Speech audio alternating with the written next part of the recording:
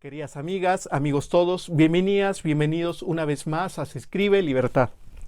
Como han escrito en sus respectivas obras Chris Berg y Richard Alsop, ambos investigadores del Institute of Public Affairs, el liberalismo clásico tuvo en sus orígenes a los fenómenos de orden político como elementos de segunda importancia, ya que en aquellos días del siglo XVII y XVIII su principal razón de ser era la defensa de la libertad de creencias, la libertad de conciencia y sobre todo la tolerancia religiosa.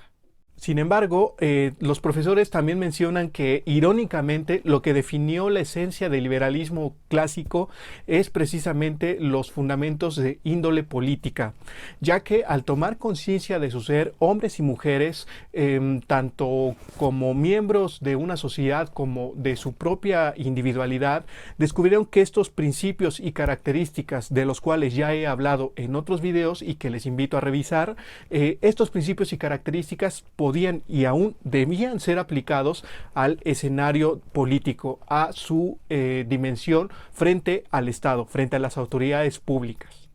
Además, los acontecimientos de la época, como la consolidación de los estados absolutistas, el ataque a la esfera de derechos fundamentales de hombres y de mujeres, a la esfera de la individualidad, así como la obstaculización al libre comercio, medidas proteccionistas, por cierto, muy similares a las que vivimos en nuestros días. Estos elementos llevaron tanto a la ciudadanía como a los ideólogos del libre comercio a descubrir que a través del liberalismo clásico habría la posibilidad de interpretar la realidad de ese momento y además, y eso es lo más importante, a transformarla. Como resultado, el mundo occidental logró erradicar en cierta medida los estados absolutistas e introdujo un elemento de legitimidad en la conformación de esos gobiernos. Permitió establecer mecanismos que protegieran la esfera privada, la esfera individual de derechos y de libertades de hombres y de mujeres. Y asimismo estableció los fundamentos para conformar una forma de gobierno por y para ciudadanos, con los pesos y contrapesos para defender y garantizar el desarrollo armónico de las libertades individuales. Por todo lo anterior, en este video perteneciente a la serie Las razones de la libertad, voy a reflexionar sobre 5 razones de naturaleza política para conocer, defender y amar la libertad a través del estudio del liberalismo clásico. Con ello seremos capaces de identificar los desvaríos que nuestros regímenes políticos actuales han tenido en relación con el sometimiento de la esfera de individualidades, de derechos y libertades individuales, y asimismo seremos capaces, queridas amigas, amigos todos, seremos capaces de solicitar, de demandar y aún de actuar en la consolidación de una política libre, humana y humanista. Sin más, vamos adelante y digamos, se escribe libertad.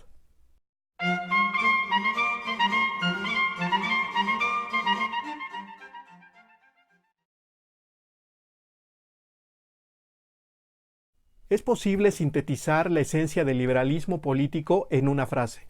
Los individuos, mujeres y hombres conforman los estados y los gobiernos, pero no son ni serán los estados ni los gobiernos. Lo anterior se traduce en que es necesario limitar esos leviatanes, el gobierno y el Estado, ya que son dos seres con naturaleza sumamente distinta, que en ocasiones y en muchas ocasiones pueden tener intereses contrapuestos. Por ello, a continuación voy a mencionar 5 razones de naturaleza política para conocer, defender y amar la libertad a través del estudio del liberalismo clásico. Pero antes deja que te invite, querida amiga, querido amigo, deja que te invite a que te suscribas al canal y que actives las notificaciones. Y asimismo, deja que te pida que realices algún comentario, si te gustó, o si bien hay algún tema del video y de otros videos que te inquietaron y que quieras que abunde con mayores elementos. Dicho lo anterior, vamos a ver las razones. La primera es que porque el liberalismo clásico reconoce la creación de estados y de gobiernos por y para individuos. La segunda es porque considera que el Estado no existe, sino que es una ficción creada por los ciudadanos, por mujeres y por hombres. La tercera razón es la siguiente, porque considera que tanto los estados como los gobiernos deben someterse, ojo, al orden institucional. La cuarta es porque argumenta que la democracia es la forma de gobierno más viable de una sociedad. La democracia con algunas limitantes que veremos. Y la quinta es la siguiente, porque defiende la convivencia, la armonía entre los países. A continuación vamos a verlas con mayor detalle. La primera razón es la siguiente, porque el liberalismo clásico reconoce la creación de estados y de gobiernos por y para individuos. Decía el filósofo griego Aristóteles que solo los dioses o las bestias son capaces de vivir en soledad. Esta premisa es tomada por el liberalismo clásico al considerar que hombres y mujeres no solo pueden, sino que deben vivir con sus semejantes, no tanto por los riesgos que conlleva este propio aislamiento, sino por los peligros que se derivan de una existencia autárquica, es decir, autosuficiente, o bien por los ataques que pueda sufrir tanto de otros seres humanos como de los animales. Sobre este punto, los teóricos y las teóricas del liberalismo clásico consideraron que a través de la delegación de un determinado grado de libertades y de derechos, como el de la justicia por la propia mano, era posible conformar los gobiernos y que estos permitieran o que protegieran la esfera de otros, como el de la vida o la integridad personal.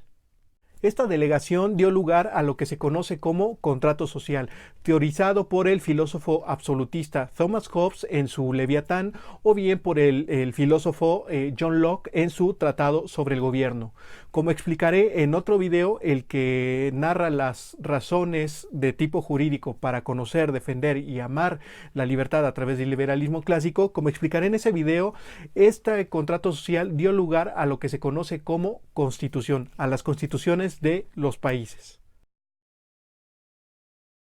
La segunda razón es la siguiente, porque el liberalismo clásico reconoce que el Estado no existe, sino que es una ficción para la convivencia social.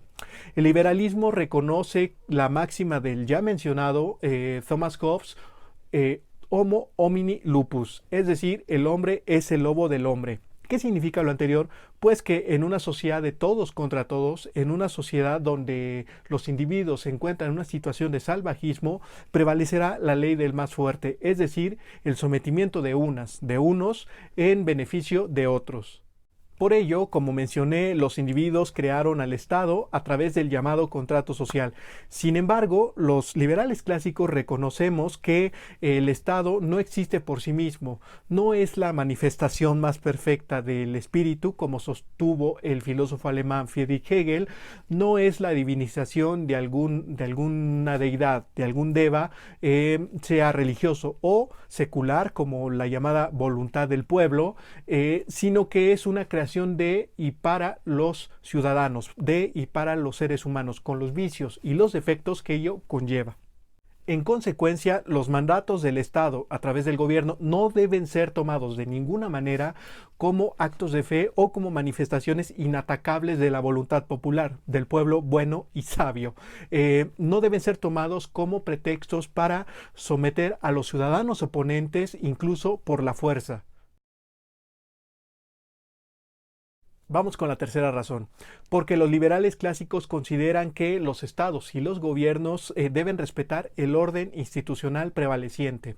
Dado que estos estados y gobiernos son creaciones de y para seres humanos y asimismo porque no representan ni remotamente la voluntad más perfecta del pueblo, del espíritu del pueblo, como sostienen, por cierto, los regímenes totalitarios como el nacionalsocialismo, el fascismo, el socialismo e incluso la socialdemocracia imperante. Dado que estos elementos persisten, el Estado y el gobierno debe ser sometido a un estricto límite y a un estricto mecanismo de control, de tal manera que eviten atacar en lo más posible la esfera de derechos y libertades de los particulares, así como la esfera de derechos y libertades de los grupos minoritarios o en condiciones de vulnerabilidad.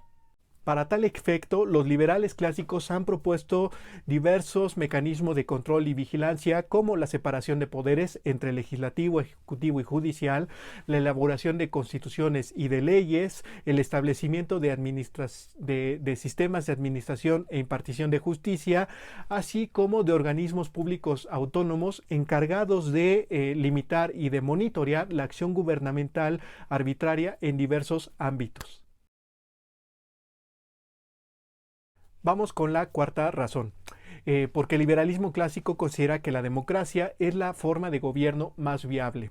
De entre las diversas formas de gobierno que menciona Aristóteles en su libro La Política, considera la democracia como la más adecuada para los seres humanos en razón de la naturaleza tanto de ellos mismos como de las sociedades. Al respecto, el filósofo estagirita menciona que la democracia permite la representación de los individuos y sus respectivos intereses, así como la posibilidad de elegir a sus representantes de manera directa o de sustituirlos mediante mecanismos actualmente llamados de participación ciudadana, de democracia. Es preciso destacar, sin embargo, que el liberalismo clásico considera que la democracia debe tener límites para evitar lo que se conoce como la dictadura, la tiranía de las mayorías.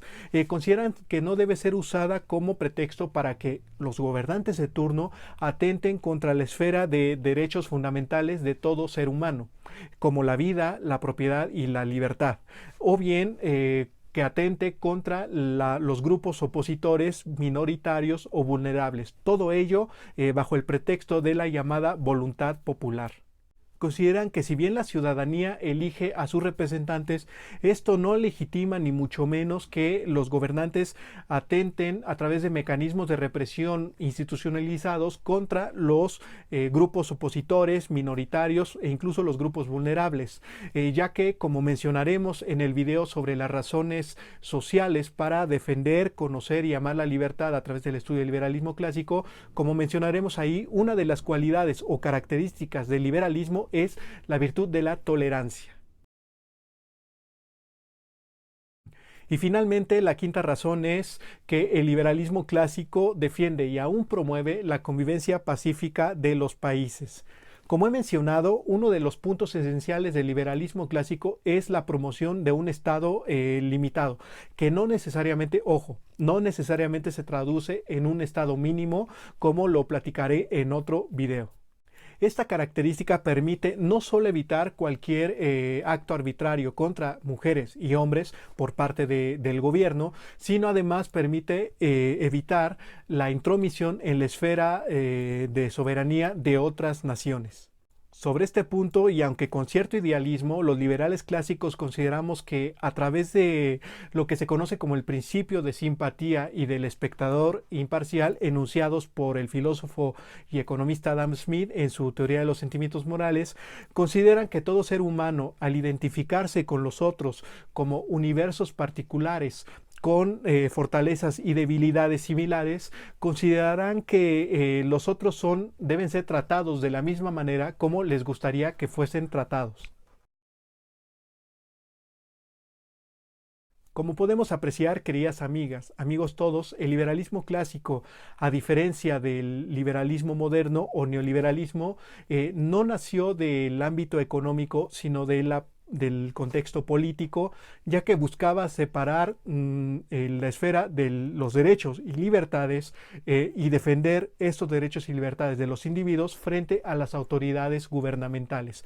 Entonces tuvo sus orígenes en un escenario alejado de la perspectiva económica. Para tal efecto, los teóricos del liberalismo clásico propusieron mecanismos para el control y para el sometimiento de ese leviatán que, de proponérselo, puede consumir a la ciudadanía mediante excesivas cargas tributarias, es decir, impuestos, o bien mediante represiones disfrazadas de orden público, de utilidad pública o incluso, y eso es lo más peligroso, disfrazadas de justicia social. Hemos llegado al final y no queda sin invitarles, queridas amigas, amigos todos, no queda sin invitarles como siempre a que se suscriban al canal y que activen las notificaciones para que permanezcan enterados de los videos que estamos subiendo constantemente sobre este y otras temáticas relacionados con la libertad. Asimismo, les pido que compartan este video para que la llama de la libertad llegue a más y más personas, una libertad que no solo se escribe, sino que se escucha, se mira y sobre todo se vive. De igual manera les pido que realicen sus comentarios, sus dudas, sus inquietudes, sus interrogantes o bien sus observaciones para que vaya mejorando este proyecto que día con día se va consolidando. Adicionalmente les pido que se suscriban a las redes sociales como Twitter, Facebook, Instagram. En la descripción del video les voy a dejar los enlaces y por favor háganlo. Y no olviden, queridas amigas, amigos todos, no olviden que en este canal se escribe libertad.